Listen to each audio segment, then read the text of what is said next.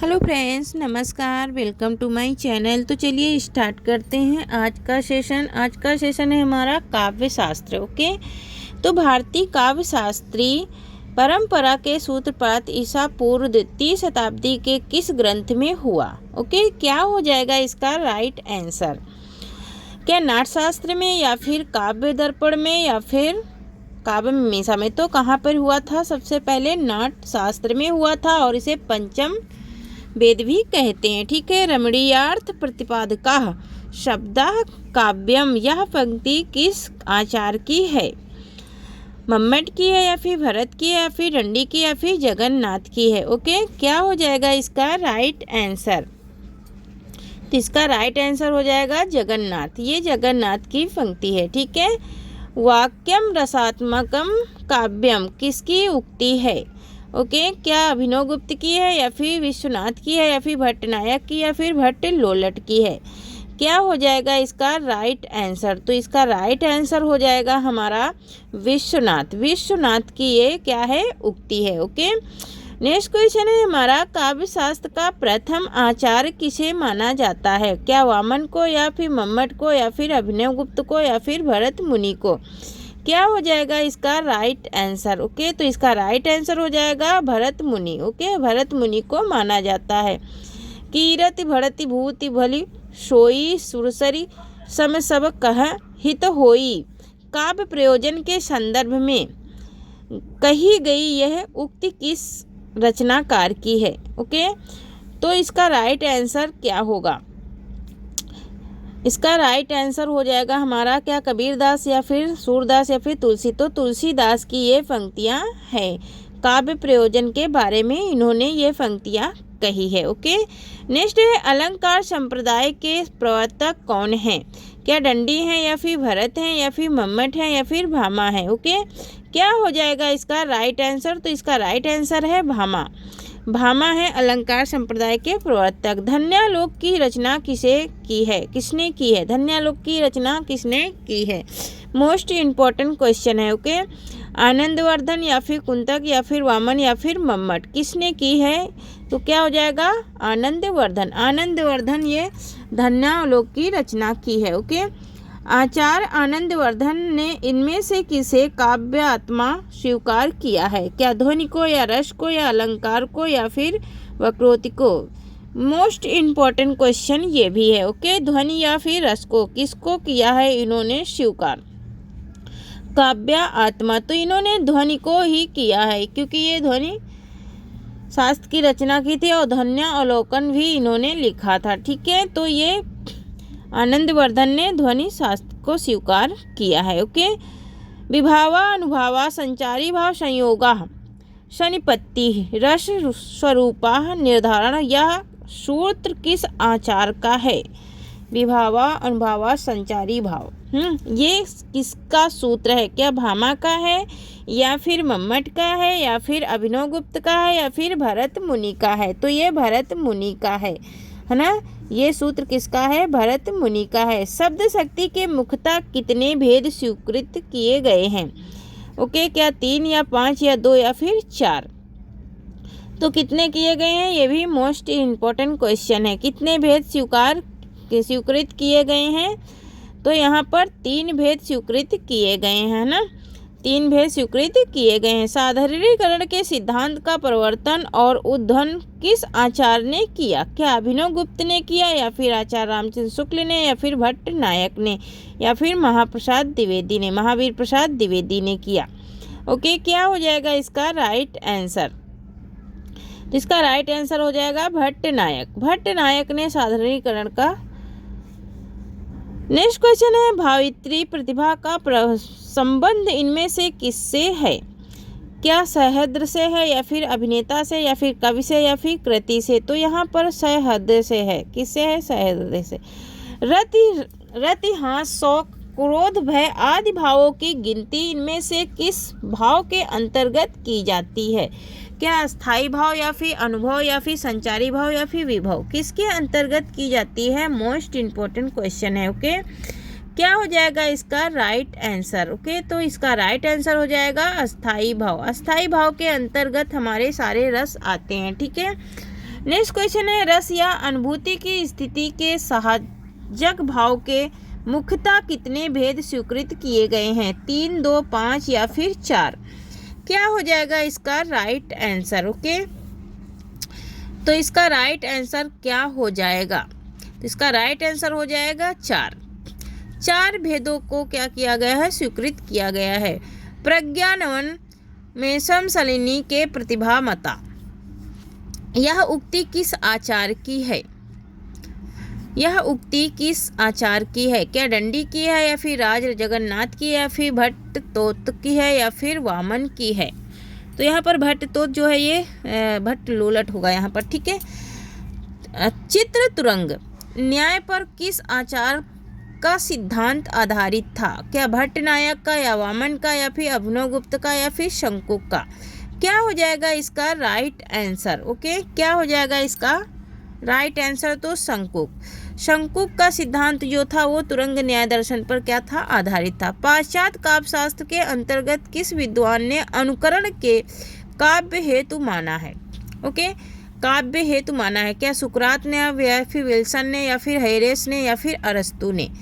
क्या हो जाएगा इसका राइट आंसर? ओके, तो इसका राइट आंसर हो जाएगा अरस्तु। अरस्तु ने पाश्चात्य काव्य शास्त्र के अंतर्गत अनुकरण किया है इनका, ठीक है। गिरा अर्थ जल बीच सम कहियात भिन्न न भिन्न किस कवि की पंक्ति है? क्या जैसी की है या सूरदास की या फिर तुलसीदास की या फिर रहीमदास की? क्या हो जाएगा इसका राइट आंसर? ओके, तो इसका राइट आंसर हो जाएगा तुलसीदास। ओके, भाव संधि, भाव सबलता तथा भाव शांति किस भाव की प्रमुख स्थितियां हैं? क्या अस्थाई भाव की है या फिर संचारी भाव की या फिर अनुभव की? क्या हो जाएगा इसका राइट आंसर? ओके, तो इसका राइट आंसर हो जाएगा हमारा संचारी भाव। संचारी भाव की ये क्या है? स्थितियां हैं। आचार्य रूरत ने किस रीति का आविष्कार किया? क्या लाटी का या फिर वैदर्भी का या गौड़ी का या फिर पांचाली का? वेरी मोस्ट इम्पॉर्टेंट क्वेश्चन है। ओके, तो इन्होंने लाटी रीति का क्या किया था? आविष्कार किया था। काव्य निर्णय ग्रंथ की रचना किसने की? क्या मम्मट ने की या फिर मतिराम ने या फिर भिखारी दास ने या फिर चिंतामणि ने? ओके, क्या हो जाएगा इसका राइट आंसर? तो इसका राइट आंसर हो जाएगा भिखारी दास। भिखारी दास की ही रचना है काव्य निर्णय। ओके, नेक्स्ट क्वेश्चन है हमारा,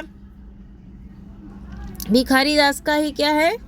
काव्य निर्णय है। ओके, नेक्स्ट है हमारा, काव्य शास्त्र के संप्रदायों में परंपरा में कौन सा संप्रदाय सबसे प्राचीन माना जाता है? क्या अलंकार संप्रदाय या ध्वनि संप्रदाय या रीति संप्रदाय या फिर रस संप्रदाय? ओके, क्या हो जाएगा इसका right answer? Very most important question है। ओके, तो इसका राइट आंसर हो जाएगा हमारा रस संप्रदाय। रस संप्रदाय को काव्य शास्त्र में सबसे अच्छा माना गया। इनमें से कौन सा रस संप्रदाय के व्याख्याकार नहीं है? क्या क्षेमेंद्र नहीं है या फिर शंकुक नहीं है या फिर अभिनवगुप्त या फिर भट्ट नायक? क्या हो जाएगा इसका राइट आंसर? ओके, तो इसका राइट आंसर हो जाएगा क्षेमेंद्र। ओके, क्षेमेंद्र नहीं है, ठीक है। यहाँ पर है रस रत्रंगणी और रस मंजरी ग्रंथों के प्रेरता कौन है? जयदेव हैं का या फिर अंपम है या फिर अंपम दीक्षित हैं या फिर भानुदत्त मिश्र हैं? तो यहाँ पर राइट आंसर हो जाएगा भानुदत्त मिश्र, ठीक है। आचार्य क्षेमेंद्र ने इनमें से किस सिद्धांत का प्रवर्तन किया? क्या वक्रोक्ति का या फिर ध्वनि का या फिर रीति का या फिर औचित्य का? ठीक है, तो क्या हो जाएगा इसका राइट आंसर? तो इसका राइट आंसर हो जाएगा हमारा औचित्य। औचित्य संप्रदाय का इन्होंने क्षेमेंद्र ने क्या किया था? संपादन। इनमें से कौन सी रचना आचार्य विश्वनाथ की है? क्या काव्य निर्णय है या फिर काव्य प्रकाश या फिर छंदो मंजरी या फिर साहित्य दर्पण? Most important question. ओके, तो क्या हो जाएगा इसका राइट आंसर? ओके, तो इसका राइट आंसर हो जाएगा हमारा साहित्य दर्पण। साहित्य दर्पण इनकी रचना है। इनमें से कौन सा सिद्धांत आत्मवादी है? क्या रस सिद्धांत या फिर अलंकार सिद्धांत या फिर रीति सिद्धांत या फिर वक्रोक्ति सिद्धांत? क्या हो जाएगा इसका राइट आंसर? ओके, तो इसका राइट आंसर हो जाएगा रस सिद्धांत। रस सिद्धांत जो है वो आत्मवादी है। छंदोमंजरी ग्रंथ के प्रणेता कौन है? क्या भरत केदार हैं या फिर हेमचंद या फिर गंगादास या फिर क्षेमेंद्र? ओके, क्या हो जाएगा इसका राइट आंसर? इसका राइट आंसर हो जाएगा गंगादास। गंगादास का है छंदोमंजरी। किस काव्य को चित्र काव्य भी कहा गया है? उत्तम काव्य, मध्यम काव्य, मध्य काव्य, अधम काव्य या फिर सर्वोत्तम काव्य? क्या हो जाएगा इसका राइट आंसर? ओके, चित्र काव्य भी कहा गया है, तो अधम काव्य को कहा गया है चित्र काव्य भी कहा गया है। ओके, नेक्स्ट क्वेश्चन है, आचार्य मम्मट ने अपने काव्य प्रकाश ग्रंथ गुण नहीं गिनाया है। उन्होंने अपने काव्य प्रकाश के ग्रंथ गुण नहीं गिनाया, काव्य का कौन सा नहीं निभाया है, गिनाया है? ओके, कौन से काव्य का नहीं गिनाया? ठीक है, तो मधुर या फिर औचित्य, तो औचित्य का इन्होंने ग्रंथ गुण नहीं गिनाया है। ठीक है, भारतीय काव्य शास्त्र के अंतर्गत कितने प्रकार के काव्य हेतु की चर्चा की गई है? ओके, तो यहाँ पर क्या 4 या फिर 10 या फिर 3 या फिर 2? ओके, क्या हो जाएगा इसका राइट आंसर? तो इसका राइट आंसर हो जाएगा हमारा भारतीय काव्य शास्त्र के अंतर्गत हमारे काव्य हेतु कितने हैं? तो 3 हैं। ओके, 3 काव्य हेतु हैं। ओके, रंग रस गंगाधर ग्रंथ का रचयिता इनमें से कौन है? क्या वामन है या फिर विश्वनाथ या फिर मम्मट या फिर जगन्नाथ?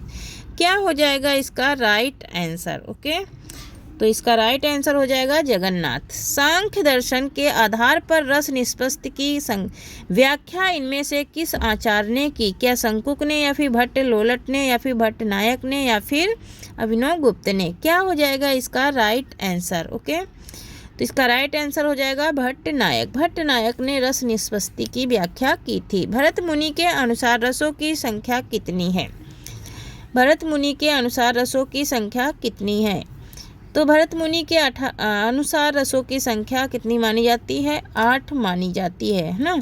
कुछ विद्वानों का मानना है कि रसों की संख्या 9 है, लेकिन भरत मुनि के अनुसार कितनी है? 8 है। ठीक है, कवि समय का सर्वप्रथम सम्यक निरूपण इनमें से किस आचार्य ने किया? क्या राजशेखर ने या फिर जगन्नाथ ने या फिर दंडी या फिर वामन ने?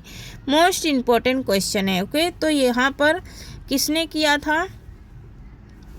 यहाँ पर राजशेखर ने किया था। ओके, शब्दार्थों सहितो काव्यम, शब्दार्थों सहितो काव्यम इनमें से किसकी उक्ति है? क्या मम्मट की है या फिर दंडी की या फिर भट्ट की या फिर भामा की? क्या हो जाएगा राइट आंसर? ओके, शब्दार्थों सहितो काव्यम, तो ये भामा की क्या है? उक्ति है। नई समीक्षा आंदोलन में कौन सा पाश्चात्य आलोचक सम्मिलित नहीं है? सम्मिलित नहीं है। ओके, क्या एलन टेट नहीं है या फिर जॉन को रेसम नहीं या फिर विलियम एवसम नहीं है या फिर प्लेटो नहीं है? क्या हो जाएगा इसका राइट आंसर? ओके, तो इसका राइट आंसर हो जाएगा प्लेटो। प्लेटो इसमें नहीं है। पाश्चात्य काव्य शास्त्रीय ग्रंथ प्रेरी इसूस काव्य में उदंत तत्व का लेखक कौन है? क्या रिचर्ड है या फिर जोनाइस है या फिर इलियट है या फिर अरस्तु है? क्या हो जाएगा इसका राइट आंसर? ओके, इसका राइट आंसर हो जाएगा रोजाइनिनस। ठीक है, वक्रोक्ति को काव्य का जीवन मानने वाले आचार्य इनमें से कौन है? ओके, क्या हो जाएगा इसका राइट आंसर? क्या वामन है या भामा है या फिर कुंतक है या फिर दंडी है? क्या हो जाएगा इसका राइट आंसर? ओके, तो इसका राइट आंसर हो जाएगा हमारा कुंतक। कुंतक है वक्रोक्ति संप्रदाय के प्रवर्तक। काव्य मीमांसा की रचना किसने की है? क्या राजशेखर ने या फिर मम्मट ने या फिर कुंतक ने या फिर चिंतामणि ने? क्या हो जाएगा इसका राइट आंसर? ओके, तो इसका राइट आंसर हो जाएगा हमारा राजशेखर। राजशेखर की रचना है काव्य मीमांसा। पाश्चात्य विचारक प्रोचे का काव्य शास्त्रीय सिद्धांत किस नाम से जाना जाता है? क्या विवाद के नाम से या फिर सौंदर्यवाद के नाम से या फिर कलावाद के नाम से या फिर अभिव्यंजना नाम के वाद से जाना जाता है? क्या हो जाएगा इसका राइट आंसर? ओके, तो इसका राइट आंसर हो जाएगा अभिव्यंजनावाद।